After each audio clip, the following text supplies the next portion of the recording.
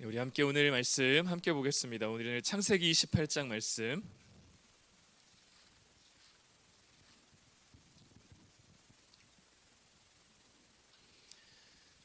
구약성경 41쪽에 있습니다. 창세기 28장 10절부터 22절까지 말씀입니다.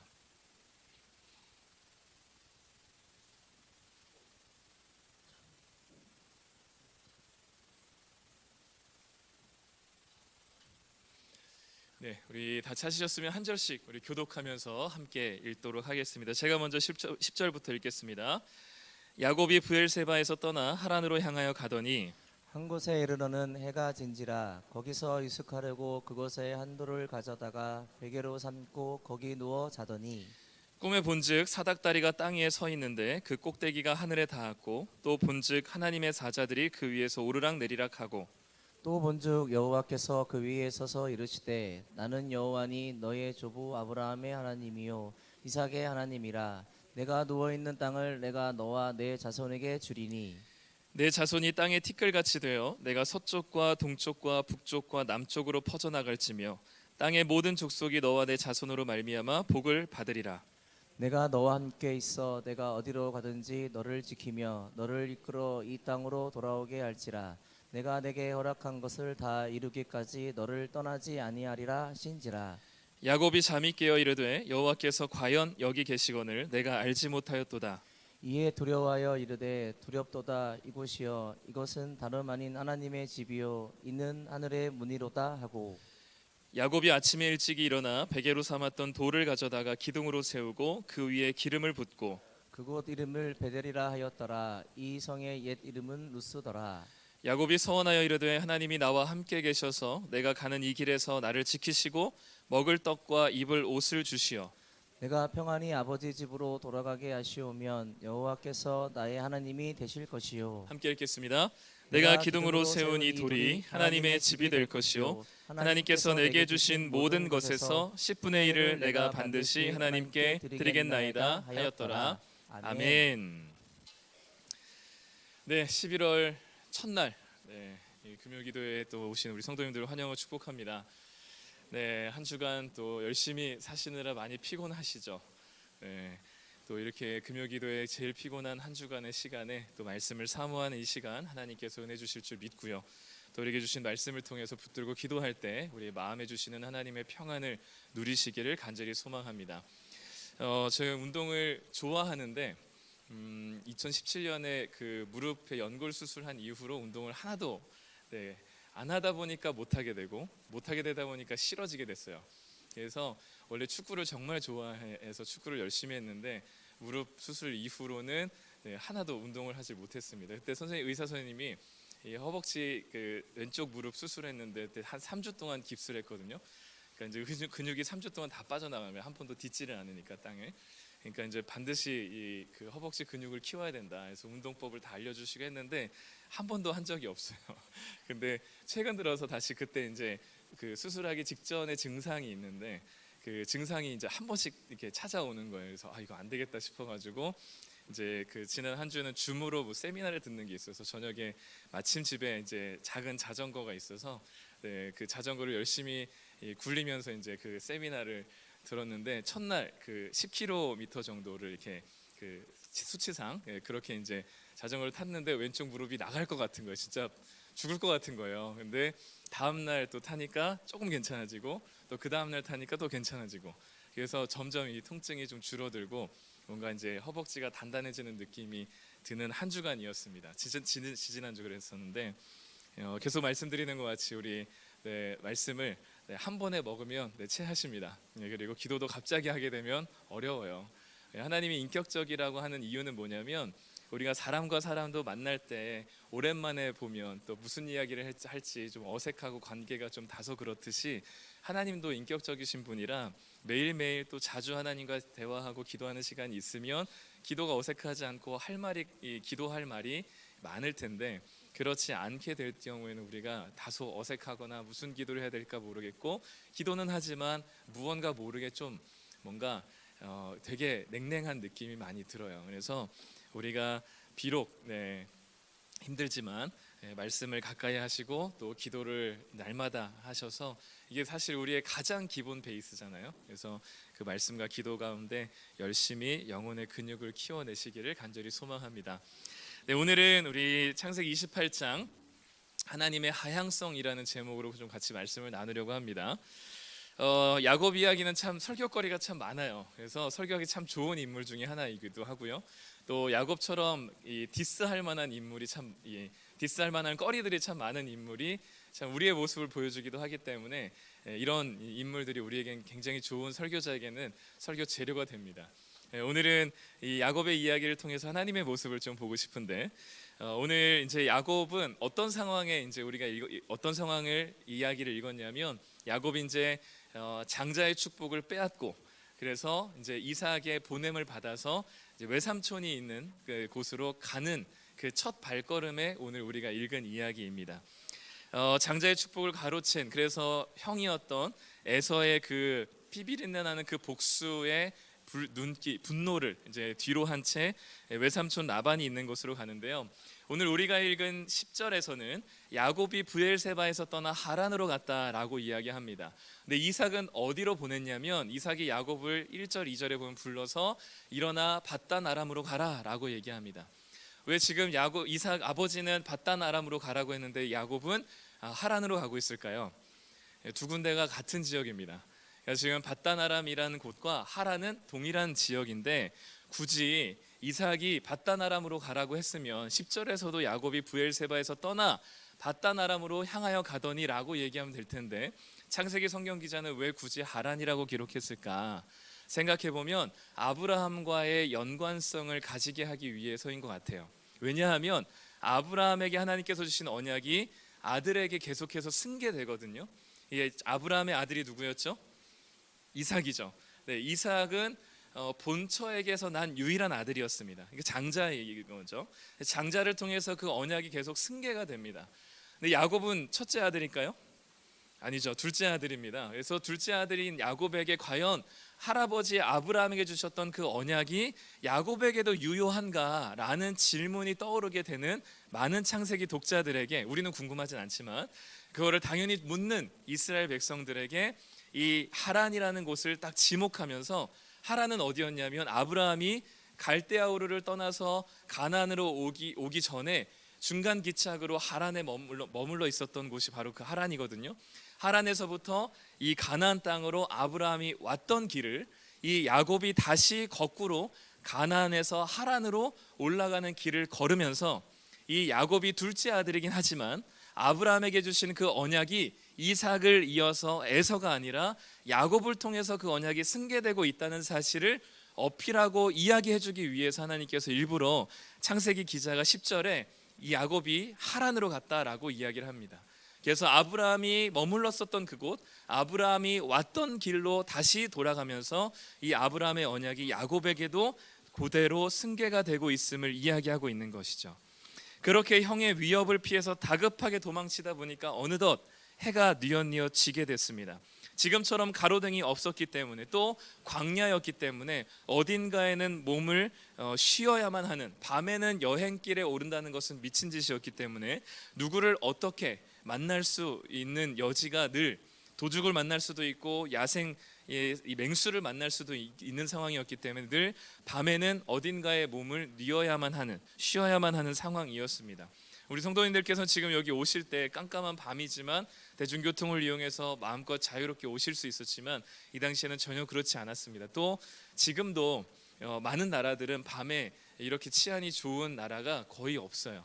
제가 10년 전인가요? 미국에 잠깐 라스베가스에 놀러 갔던 적이 있었는데 그때 한인교회 목사님이 꼭 그런 얘기 하셨습니다. 밤에는 절대 돌아다니면 안 된다 여기는. 왜냐하면 아침에 하이하고 인사했던 그 미국인이 언제 밤에는 총을 들고 나타날지 모르기 때문에 밤에 절대로 다니면 안 된다라고 얘기했죠. 근데 저는 그 이야기를 어기고 마트를 가서 공중전화를 붙잡고 당시 연애를 하고 있었던 여자친구에게 전화를 하기 위해서 그 밤에 열심히 달려갔던 기억이 있습니다. 그 여자친구는 저희 아내가 되었고요. 그래서 당당하게 얘기할 수 있는 겁니다. 어쨌든 밤에 절대로 그 여행을 할 수 없는 그 이스라엘 광야 지역에 이 야곱이 이제 잠에 들게 됩니다. 근데 이 베델이라는 곳에 잠에 들게 되는데 이 브엘세바에서 베델로 갔거든요. 네, 하룻길 동안 갔습니다. 근데 길이 무려 100km나 돼요, 거리가. 그러니까 사실은 2, 3일 동안 걸어가야 될 길을 얼마나 형 에서에게 죽고 싶지 않았으면 너무 정말 초인적인 힘으로 베델까지 쫓아오지 못할 그 거리만큼 하루 동안 가게 된 것이죠. 아무도 없는 그곳에서 홀로 돌을 베개 삼아 밤잠을 청하는 야곱에게 하나님께서 나타나셨습니다. 그리고 하나님께서 야곱에게 약속하시죠. 아브라함이라는 한 세대가 지나고 다음 세대였던 이삭이 등장했을 때 하나님은 항상 그 새로운 세대에게 나타나셔서 그와 약속하셨습니다. 모세 시대 때도 하나님께서 약속하셨던 그 시내산 언약을 여호수아라는 다음 세대에게 또다시 하나님께서 약속하셨던 것처럼 하나님은 그 한 세대가 지나고 다음 세대가 등장하면 그 전 세대에게 했었던 약속의 말씀을 그대로 이어서 하십니다. 아브라함 이후에 이삭에게, 그리고 이삭에게 나타나셨던 하나님이 다시 야곱에게 나타나시게 되는 거죠. 그런데 오늘 우리의 이 야곱과 하나님께서 야곱에게 나타나셔서 하시는 이 야곱에게 하시는 약속이 이전에 아브라함과 이삭과 했었던 약속과 같은 내용이긴 하지만 다른 점이 두 가지가 있는 것 같아요. 첫 번째는 뭐냐면 하나님께서 야곱에게는 꿈을 통해서 약속을 해주셨어요. 오늘 12절 말씀에 보면 꿈에 본즉 하면서 사닥다리가 내려오고 천사들이 오르락 내리락 하는 것을 보여주시면서 하나님께서 약속을 맺어주세요. 아브라함에게도 그렇고 이삭에게도 그렇고 무언가를 보여주시거나 꿈에 환상을 통하거나 꿈을 통해서 무언가 가시적으로 보여준 것이 없는 상태에서 약속을 하셨거든요. 근데 야곱에게는 하나님께서 특별하게 꿈을 통해서 보여주시면서 약속을 해주십니다. 사실 이런 꿈을 성도님들이 꾸셨다고 생각해 보세요. 저 하늘 구름 가득한 하늘에서 사닥다리가 계단이 막 내려와 가지고 거기서 막 아름다운 천사들이 막 위로 오르락 내리락 하는 걸 보십시오. 그러면 그날 반드시 뭘 사야 돼요? 네, 로또를 사야 되죠. 계단이 몇 개인지 36계단이요. 36 천사들 몇 마리인지 이렇게 세우고서 이렇게 우리 로또를 사야 되는 어마무시한 그 꿈을 야곱에게 보여주셨단 말이에요. 굉장히 특별한 하나님의 약속의 방식이었어요. 두 번째 다른 게 뭐였냐면 조건이 없는 약속이었습니다. 오늘 13절부터 보면은 하나님께서 그냥 나타나셔서 나는 너의 할아버지 아브라함 그리고 아버지 이삭의 하나님이다 라고 얘기하면서 내가 누워있는 땅을 내가 너에게 줄 것이다. 그리고 14절에는 너의 자손이 티끌같이 많아져서 온 땅에 퍼질 것이다. 그리고 15절에서는 내가 반드시 이 땅으로 너를 다시 돌아오게 할 것인데 내가 지금까지 너에게 이야기한 것을 다 이루기 전까지는 내가 너를 떠나지 않을 것이다 라는 조건 없는 약속을 하세요. 아브라함에게 우리 창세기 12장에 보면 뭐라고 약속하셨어요? 너는 본토 친척 아비집을 떠나라. 먼저 아브라함에게 순종을 요구하셨어요. 그러면 내가 너에게 그 땅과 자손에 대한 축복을 하나님께서 허락하셨거든요. 이삭도 하나님께서 나타나셔서 약속하실 때 무엇을 먼저 얘기하셨냐면 애굽으로 절대로 내려가지 말아라. 그러면 내가 너를 이 땅에서 번성하게 할 것이다라는 축복의 말씀을, 약속의 말씀을 하셨단 말이죠. 아브라함이나 이삭이나 먼저 순종을 요구하시고 그 조건에 충족되면 내가 이런 복을 줄 것이다라고 약속하셨는데 야곱에게만큼은 하나님께서 어떠한 조건도 걸지 않으시고 오히려 그 조건에 다 누가 해당돼요? 하나님 자신이 해당되게 만드시고 내가 이 모든 약속을 다 이룰 때까지 너를 떠나지 않을 것이다라는 무조건적인 엄청난 약속을 하십니다. 아브라함과 이삭과는 너무 달라진 언약의 말씀, 언약의 내용이기도 하고 언약의 방식이기도 해요. 꿈을 보여주시고 그리고 조건 없는 약속을 야곱에게 하신 것이죠. 이렇게 특별한 방식으로 하나님께서 약속하셨고 그 이전에 아브라함과 이삭이 경험하지 못했던 신비롭고 특별한 방식으로 약속하셨고 언약을 맺었음에도 불구하고 야곱은 하나님에 대해서 의심해요. 우리의 모습 같죠. 하나님께서 누누이 말씀을 통해서 우리에게 내가 너와 함께 하겠다. 오늘 찬양을 통해서 나의 안에 거하라. 너는 내 것이다. 내가 너를 소유하겠다. 너는 내 것이다 라고 말씀하시고 항상 주님의 손이 나를 고치시고 붙드시네 찬양했지만 늘 의심하는 게 우리잖아요. 야곱과 같이 하나님께서 내가 이 모든 것을 이루기 전까지는 내가 너를 떠나지 않겠다라는 아주 특별한 방식으로 이전에 할아버지 아버지와는 다른 방식으로 분명하게 약속하셨음에도 불구하고 야곱이 하나님을 의심해요. 그래서 하나님이 했던 말 그대로 읊으면서 이렇게 이야기합니다. 우리 같이 한번 읽어볼까요? 20절부터 22절 시작. 야곱이 서원하여 이르되 하나님이 나와 함께 계셔서 내가 가는 이 길에서 나를 지키시고 먹을 떡과 입을 옷을 주시어 내가 평안히 아버지 집으로 돌아오게 하시오면 여호와께서 나의 하나님이 되실 것이요 내가 기둥으로 세운 이 돌이 하나님의 집이 될 것이요 하나님께서 내게 주신 모든 것에서 10분의 1을 내가 반드시 하나님께 드리겠나이다 하였더라. 얼핏 보면 굉장히 멋있는 신앙 고백 같아 보이는데요, 저는 성경 인물들을 존경할 마음이 없습니다.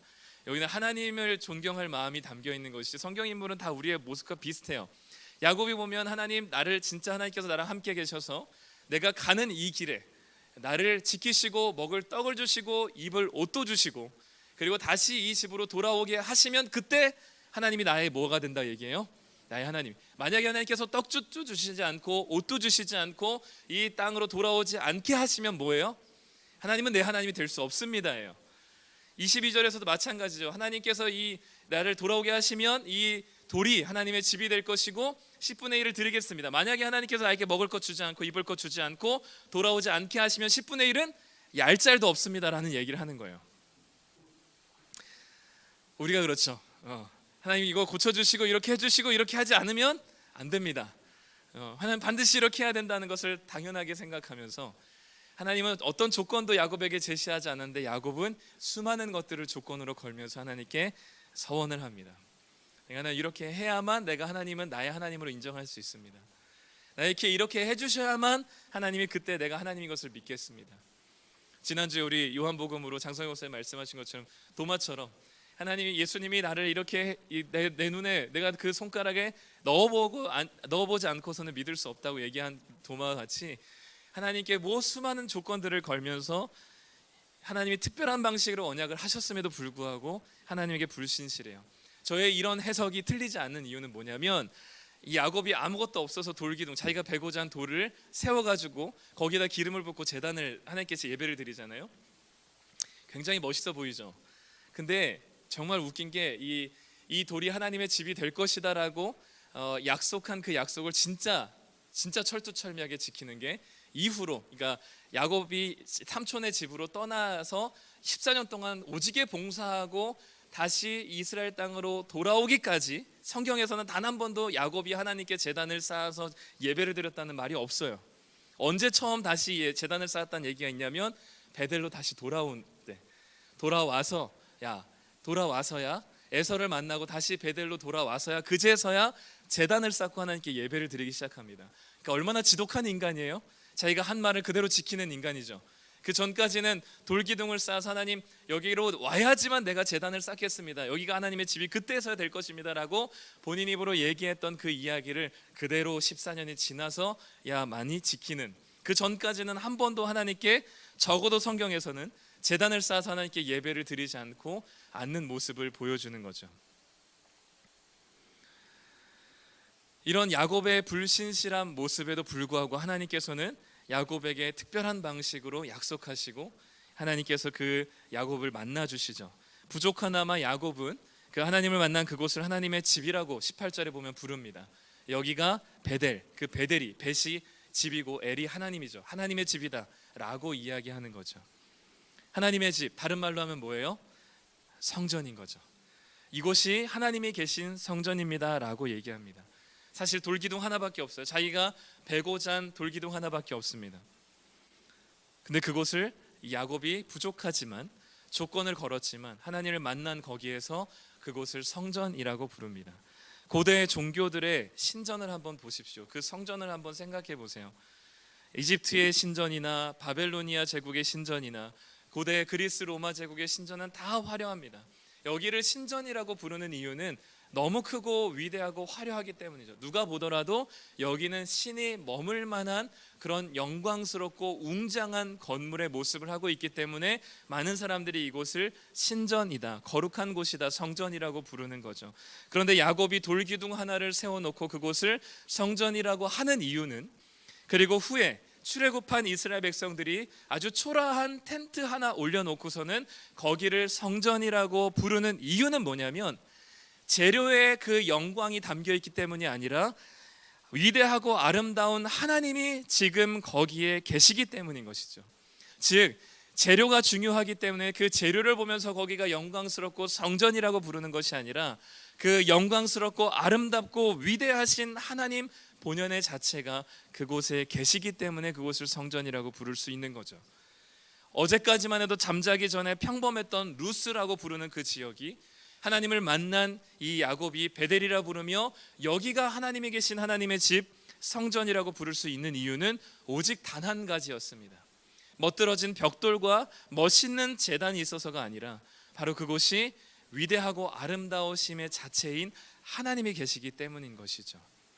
마찬가지입니다. 이곳이 이 금요 기도회가 멸마 모이지 않고 또는 멋지고 화려한 설교와 그리고 멋들어진 조명과 화려한 밴드와 그리고 뭔가 혹할 만한 뭔가 대단한 것이 있어서가 아니라 모인 숫자도 적지만 별 볼 일도 없지만 하나하나 면모를 따지자면 능력도 없고 영향력도 없는 인간들이 모인 곳이지만 하나님께서 이곳을 거룩하다 그리고 하나님의 집이다 우리가 부를 수 있는 이유는 바로 이곳에 우리가 찬양하고 우리의 높임 받으실 아름다우신 하나님이 우리와 함께 계시기 때문인 줄 믿습니다. 그러니 우리가 그 별 볼 일이 없는 보잘것없는 설교해도 아멘하고 그리고 우리가 그 하나님께 보이지 않지만 하나님이 우리와 함께 계심으로 하나님께 기도하며 부르짖을 수 있는 이유가 되는 거죠. 야곱의 꿈을 보면 하늘과 땅을 잇는 계단이 사닥다리가 있습니다. 우리가 창세기 11장에 보면 바벨탑 이야기를 우리가 알고 있죠. 우리 인간들은 끊임없이 스스로 하늘에까지 높아지기를 원하는 사람들입니다. 어떻게 하면 그 신의 영역과 그 하나님이 계신 곳으로 맞닿아 있기를 원하는 교만한 마음들이 그 원죄로부터 우리에게 샘솟아 있습니다. 그래서 언제든지 기회만 된다면 상황만 주어진다면 우리는 바벨탑처럼 높이 쌓아서 하나님이 계신 신이 있는 곳까지 그래서 내가 신이 되어서 내 인생과 이 세상을 내 마음대로 살고 싶은 우리들의 마음이 늘 담겨 있는 것이 우리의 바벨탑과 같은 원죄의 마음이죠. 그런데 그렇게 높아지기를 원하고 신이 있는 곳까지 닿기를 원하는 우리들의 마음을 하나님께서는 안타깝게 여기시고 그 끊임없이 높아지기를 원하는 우리들의 마음 가운데 하나님은 늘 이 땅으로 내려오시기를 원하시는 분이셨습니다. 우리는 꼭 하나님의 자리로 가서 그곳에 높아지기를 원하는 자들이 우리인데 하나님은 늘 그 하늘에 계신 자리에서 애헴하고 그 자리를 누리시고 그 영광을 홀로 받으시기를 원치 않으시고 늘 하나님께서 방향성을 어디에다 두시냐면 우리가 있는 이 땅으로 하나님께서 늘 함께 하시기 위해서 내려오시는 분이셨어요. 그렇기 때문에 하나님은 어떻게 하면 자기 백성과 함께 하시려고 애쓰셨기 때문에 그렇기 때문에 하나님은 이 땅에서 그 대단한 수많은 종교들의 신전과 같이 화려하고 멋있는 신전을 요구하시지 않으시고 단 한 번도 초라하고 보잘것없는 돌기둥과 아무 사람들을 신경 쓰지 않은 누가 보더라도 저기는 성전이라고 얘기할 수 없는 초라한 텐트 같은 성막을 하나님께서는 자신의 그곳을 가두시기를 원하셨습니다. 그곳에 있기를 원하신 이유는 단 한 가지였죠. 당신의 백성과 함께 하시기 원하셨습니다. 그렇게 당신을 제한하시기까지 우리와 함께 하시길 원했고 이 땅에 관심이 많으셨고 우리들에게 관심이 많으신 것이죠. 야곱처럼 우리는 하나님을 그렇게 달가워하지 않고 하나님의 약속을 그렇게 신실하게 믿지 않고 그저 조건을 가지고 하나님과 거래하길 원하는 우리들일지라도 하나님께서는 여전히 우리들에게 관심을 가지고 계십니다. 오늘 말씀 13절에 보면 우리 한글 성경에는 여호와께서 그 위에서 이르시되라고 그 위에 서서 이르시되라고 되어 있습니다. 그런데 다른 번역과 버전을 보면 그 위에서 마치 사다리 꼭대기 위에서 하나님께서 말씀하시는 것처럼 번역이 되어 있는데 다른 번역에 보면 여호와께서 그 곁에 서서라고 번역이 되어 있습니다. 하나님께서 당신이 하늘과 사다리가 맞닿아서 당신이 내려오신 그 자리 야곱의 그 돌베개를 베고자 하는 그 돌기둥 옆에서 그 곁에 서서 하나님께서 지금 그 약속의 말씀을 하고 계시는 겁니다. 그래서 16절에 보면 이 야곱이 하나님께서 과연 여기 나와 함께 계신다라고 이야기했었던 이유는 저 멀리서 하나님께서 말씀하셨기 때문이 아니라 지금 내가 있는 이 초라한 돌기둥 앞에서 내 곁에서 하나님께서 말씀하시고 약속하시는 것을 경험했기 때문인 것이죠. 하나님께서는 그런 분이십니다. 우리는 끊임없이 높아지길 원하고 하나님의 자리를 탐내는 자들임에도 불구하고, 그리고 어떻게 하면 하나님의 약속을 신실하게 믿지 않고 계속해서 거래하길 원하고 조건을 걷는 우리들에도 불구하고, 하나님께서는 지금도 여전히 당신의 눈과 귀와 당신의 몸이 우리를 향해 있다는 것이죠. 이 땅을 향해 있다는 것이죠. 우리를 향해 내려오길 원하시고 우리와 함께 하길 원하신다는 겁니다. 얼마나 함께 하길 원하셨다면 그 돌기둥 자체도 성전이라고 여기고, 초라한 그 성막도 하나님의 성전이라 여기고, 기어코는 그 성전된 육신으로 오신 예수님께서 진정한 성전으로 이 땅에 오셔서 우리와 영원토록 함께 하길 원하시는 예수 그리스도가 우리 가운데 오셨다는 사실을 신약은 얘기하고 있는 것이죠. 완벽한 성전으로 이 땅에 임재하신, 그래서 그분의 이름을 임마누엘이라, 하나님께서 당신의 우리와 함께 하신다라는 그 귀한 말씀, 그 귀한 임마누엘의 하나님께서 예수님으로 이 땅에 오시기까지 하셨습니다. 그래서 요한복음 1장 51절에 예수님께서 이렇게 말씀하셨죠. 하늘이 열리고 하나님의 사자들이 인자 위에 오르락내리락 하는 것을 보리라. 누구의 이 이야기와 연결이 되죠? 야곱의 사닥다리와 연결이 됩니다. 그 초라한 아무것도 없는 허벌판에 돌기둥을 의지하고 잠을 자고 있는 야곱에게, 수중에 아무것도 없고 그저 목숨 하나 건지기 위해서 나왔던 그 광야에 하나님께서 사닥다리를 내리셔서 친히 그 땅 가운데 내려오셔서 야곱과 함께 하시겠나라고 어떤 조건도 걸지 않으시고 당신에게, 야곱에게 찾아오신 하나님처럼 예수님께서 이 땅에 그 어떤 조건과 우리의 행함을 우리에게 조건으로 걸지 않으시고 이 땅에 아무 이유 없이 오셔서 우리에게 당신의 참된 성전으로 우리를 만드시는 그 예수 그리스도의 모습과 닮아 있는 것이죠. 그래서 주님께서는 야곱의 그 사닥다리를 묘사하는 그 이야기를 제자들에게 말씀하신 겁니다. 당신의 백성과 함께 하시는 예수님의 모습,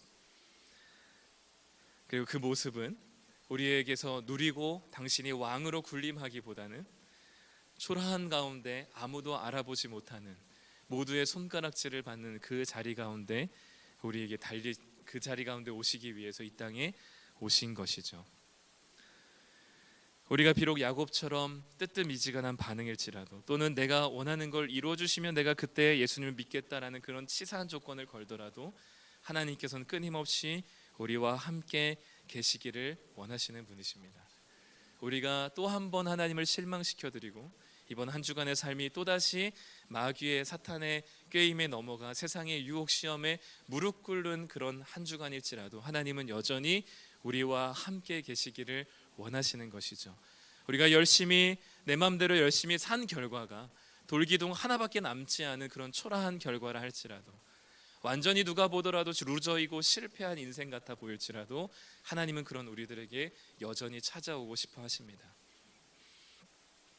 어느 한 작가가 이 야곱의 사닥다리라는 제목으로 만들었는데, 그 화선지에다가 묵과 그리고 파란 물감과 대나무로 사닥다리를 만들었어요. 사닥다리를 이렇게 얼핏 보면 얼기설기된 그 사닥다리, 대나무로 만든 사닥다리가 마치 곳곳에 십자가의 모습과도 같아 보입니다. 아마 의도한 것 같아요. 야곱의 사닥다리를 통해서 이 땅에 오신 예수 그리스도의 십자가의 모습을 보여주는 것 같습니다.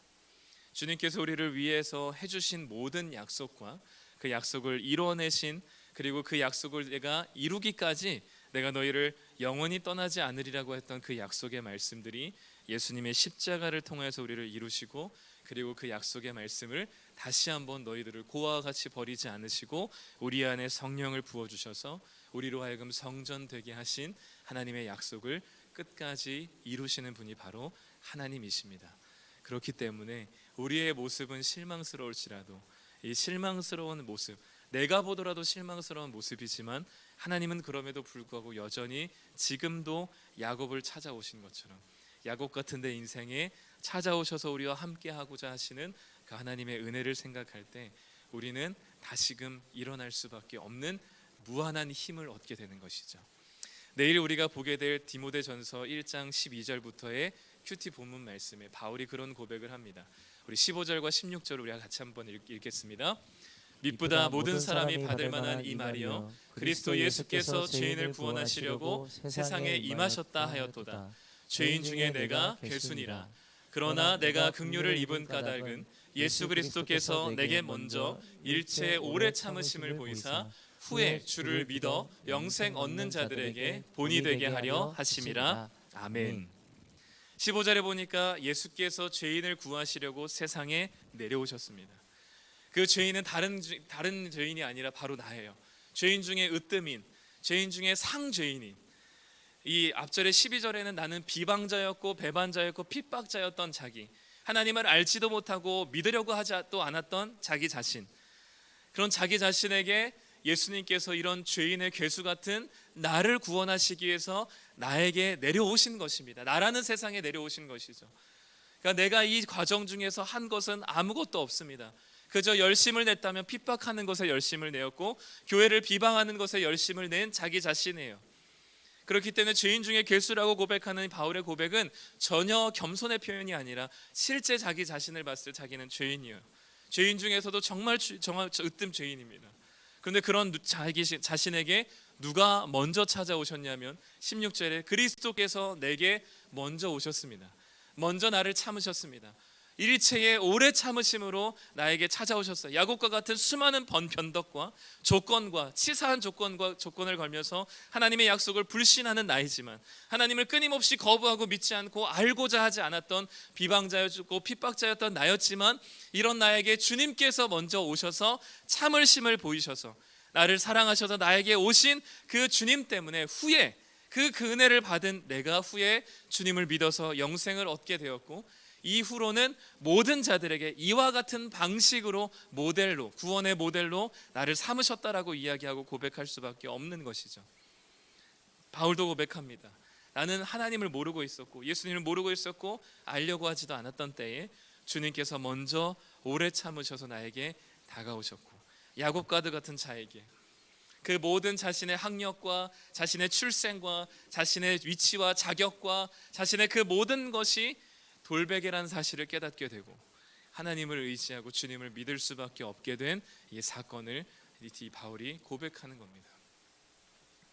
그러니 오늘도 우리가 살아갈 힘을 어디에서 얻냐면 내가 좀 탁월하기 때문에 내가 좀 괜찮기 때문에가 아니라 나는 정말로 돌베개 하나 움켜쥘 수밖에 없는 인생인데 그런 나에게 끝까지 찾아오시고 그런 나와 함께 하시고 싶어 하시는 하나님의 은혜 때문에 우리가 오늘도 다시금 일어서서 살 힘을 얻는 겁니다. 끊임없이 포기하고 싶고 그리고 내 삶에 대한 원망과 불평이 일어나고 끊임없는 내 삶에 대한 이 좌절과 실패를 경험한다 할지라도 우리가 다시 힘을 얻을 수 있는 이유는 긍정적인 마인드가 아니라 무한히 우리에게 찾아오시는 하나님의 은혜 때문인 줄 믿습니다. 그것이 우리가 다시 이 샘솟는 우리의 삶의 동기가 되는 거예요. 그 삶의 은혜로 시작된 동기가 우리로 하여금 교회 봉사도 하게 하고요. 하나님께서 우리를 하나님 나라로 일상을 살아낼 수 있는 말씀에 순종의 힘을 주시기도 하고요. 날마다 무너지지만 그럼에도 하나님 앞으로 나아올 수 있는 한 발자국의 금요일 용기가 되기도 하는 겁니다. 그러니 우리는 이 은혜가 떨어지면 모든 게 다 힘들어지고 피곤해지고 지쳐버리게 돼요. 혹시나 지난 1년 동안 열심히 살아오셨는데 무언가 에너지를 쏟기만 하고 남는 게 없고 무언가 열심히 교회도 봉사도 하고 내 일상을 최선을 다해서 살아온 것 같은데 무언가 모르게 지치고 정말 탈진할 것만 같은 지침이 우리에게 있다면 어디서부턴가 우리가 하나님의 은혜를 사모하고 그 은혜로 살기보다는 내가 무언가를 해야 되니까 의무감과 책임감으로 지금까지 버텨온 게 아닐까라는 생각도 해보면 좋겠습니다. 그리고 다시 우리가 회복하고 다시 시작해야 될 원점은 무엇이냐면 실패한 우리들에게 인생에 그래서 1년 동안 최선을 다해 살아온 결과가 고작 돌베개 하나뿐일지라도 우리에게 다시 찾아오시고 우리와 함께하고 싶어 하시는 그 하나님의 은혜로 다시 돌아가는 거죠. 그게 우리로 하여금 다시 일어나게 하고 두 다리와 두 팔에 다시 성령의 능력을 힘을 불어넣어 주시는 하나님의 은혜가 우리 가운데 다시 회복될 줄 믿습니다. 이제 우리 같이 함께 기도하며 하나님께 찬양하며 나아갔으면 좋겠습니다. 이 은혜가 회복되어야만 합니다. 우리는 이 자리에 오는 것도, 이 금요기도에 오는 것도 별거 없습니다. 똑같은 말씀인데 우리가 그동안 정말 열심히 하느라, 야곱처럼 최선을 다하느라 놓치고 있었던 그 하나님의 은혜를 다시 기억하는 겁니다. 그런 이 시간 우리 같이 찬양할 때요, 이 하나님의 은혜로 쓸데없는 자를 왜 하나님의 은혜를 주셨는지, 야곱과 같은 초라한 실패한 인생에 왜 그렇게 하나님은 찾아오셨는지, 우리 가사를 묵상하면서 우리 하나님께 찬양으로 우리의 마음을 고백하며 나아가기를 소망합니다.